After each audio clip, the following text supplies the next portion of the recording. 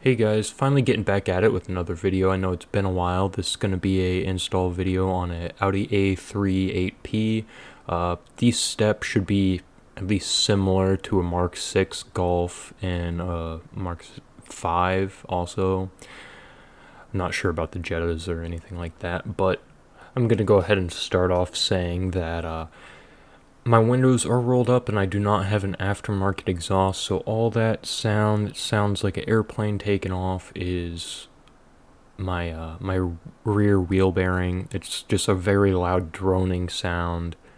You might be able to expect a little bit of vibration if it's getting bad enough. I'm trying to show the difference in acceleration and deceleration that you'll hear the difference in the sound. Also, at the end of this little diagnostic sound video, you'll hear I'm turning like left to right real hard, and mine was the right wheel bearing. And basically, if you're turning right, it's going to be putting more pressure on the left wheel bearing, so you're not going to be hearing the sound as much. And that's how you can diagnose whatever side it is. So if you're turning left and the sound goes away, then it is most likely your left wheel bearing.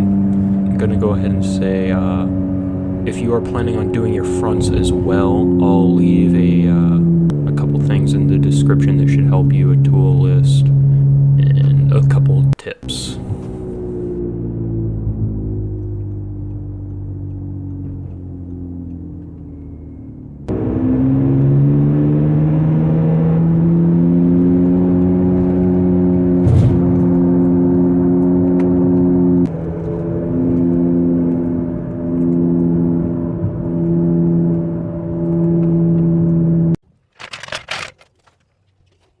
So we're going to go ahead and start this off by getting it jacked up. I do not have that rear parking brake on because you're going to be taking the brakes off.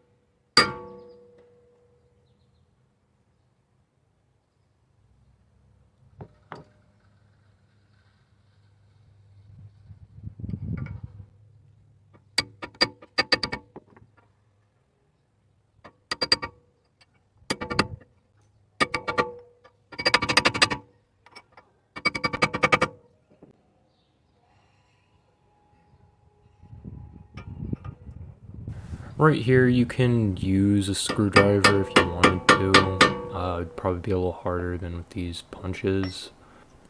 I did find that a framing hammer actually worked better than a pry bar in this case. And once you get it close enough, you can just pinch some vice grips on that little edge and pull it the rest of the way out.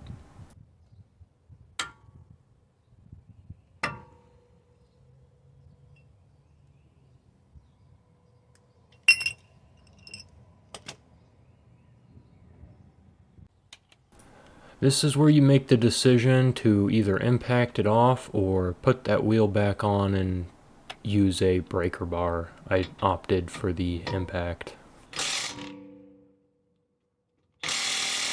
One thing to note, if you haven't bought triple squares yet, I don't think I would recommend the Caprice set if you're working on Volkswagens. I've already had to replace one of them. I believe it was the M10, because the CV axles, you need a very short triple square to get in there, to take those out, and yeah, the Capris are just too long, so I replaced that with a Matco. And the matte coat impacts, they're pretty short and they work pretty well. Now here you're gonna want to run it back and forth a few times because there's some thread locker on there you gotta kind of break up.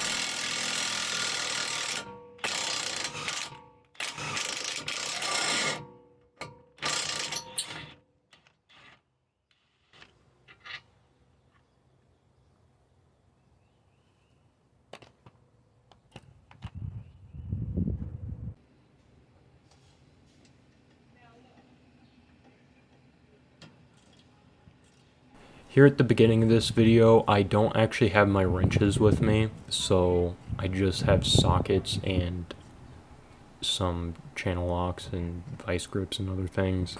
I do end up going to get them back later in the video.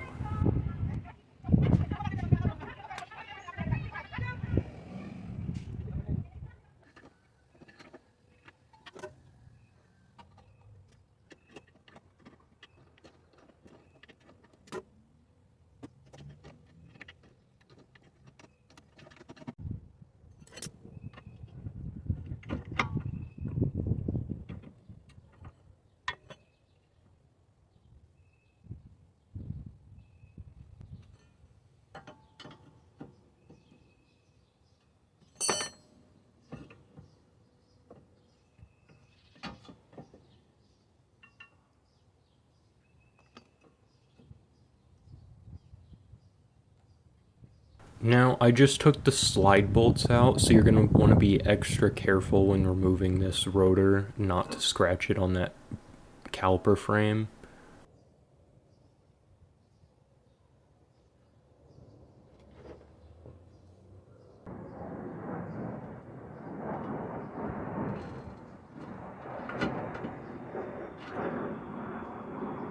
That was easy.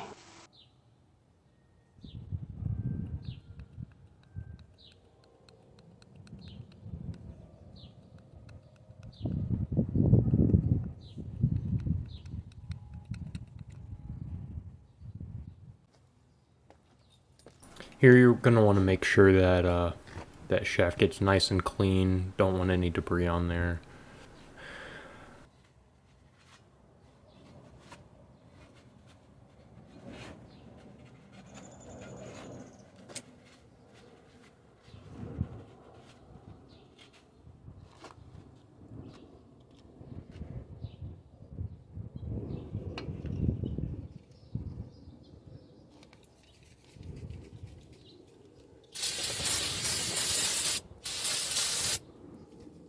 Now, depending on the wheel bearing you picked up, it may have come pre-greased or not, so check to make sure so you don't have to make a second trip to pick up some wheel bearing grease.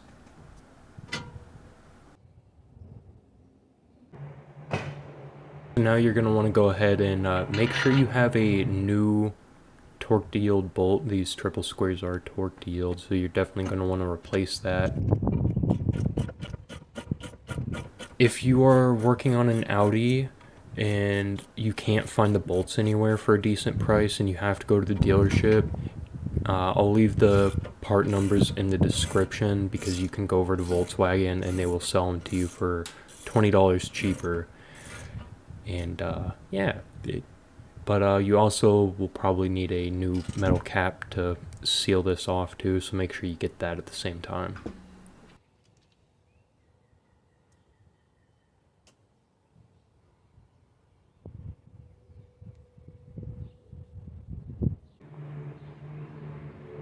Now reinstalling this rotor, you're going to want to be extra careful still not to scratch the rotor, dent it or anything on that bracket.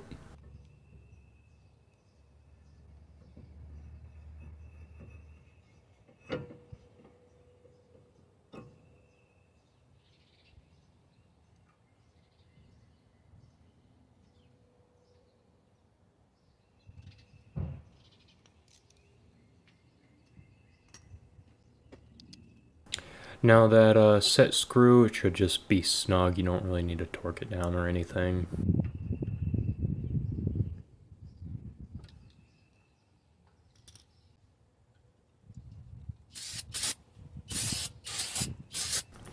Now you're going to want to make sure you get all these brake parts cleaned back up before you reinstall them.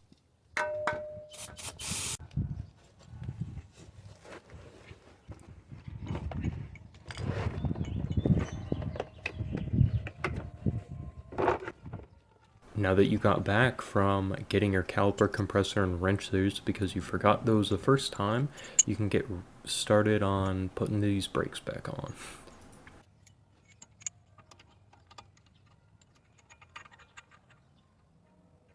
If you aren't already aware, you can't use a regular C-clamp or something to just press that piston back in. You have to turn it, and that's the reason you have to have that tool.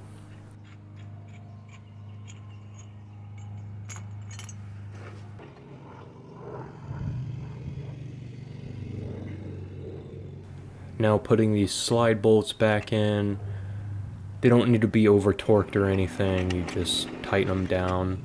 And a regular 15mm wrench is kind of hard to squeeze between the caliper and that nut, so you might end up using some vice grips or something like that.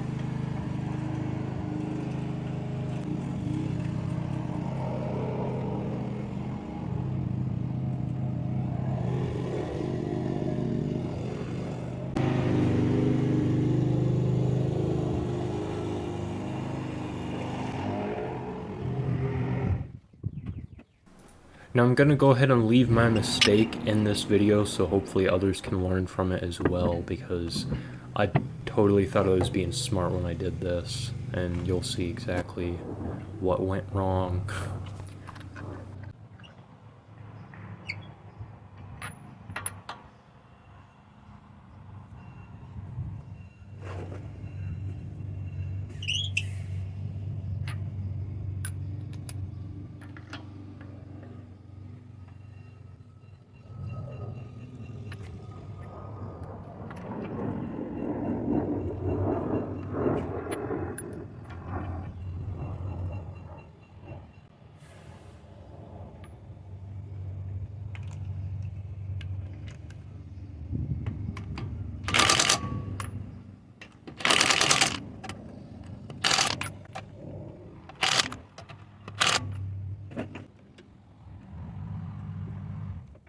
Now it's time to drop the car and get that wheel bearing bolt torqued down.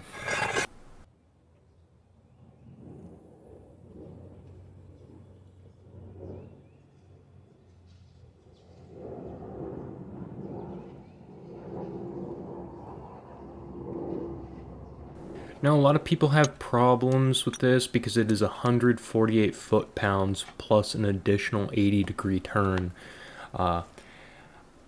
You're really going to have to use your weight. That's all I can say. You have to use your weight and as much leverage as you can get.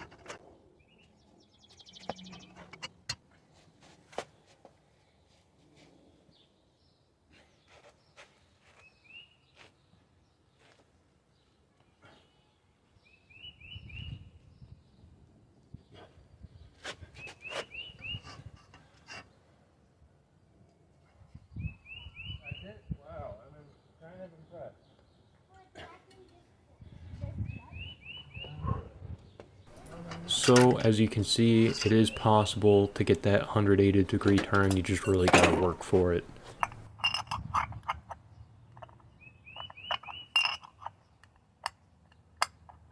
So yeah, this was my mistake, trying to put that cap on with the wheel on, and it bent the cap. That costs like $15 or something stupid for a little piece of sheet metal.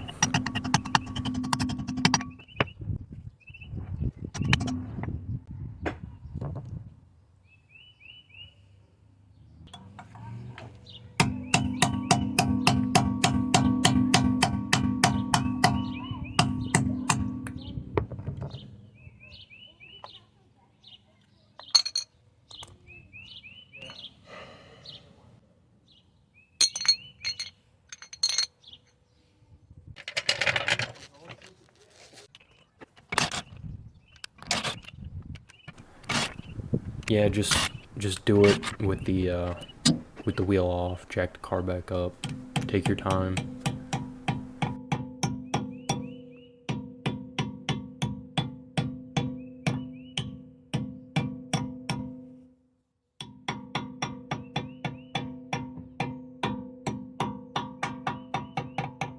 Be gentle with the hammer blows because you don't want to damage your new bearing. Also, that scratch on the center of my wheel is there when I got the wheels, and I am planning on getting new ones anyways.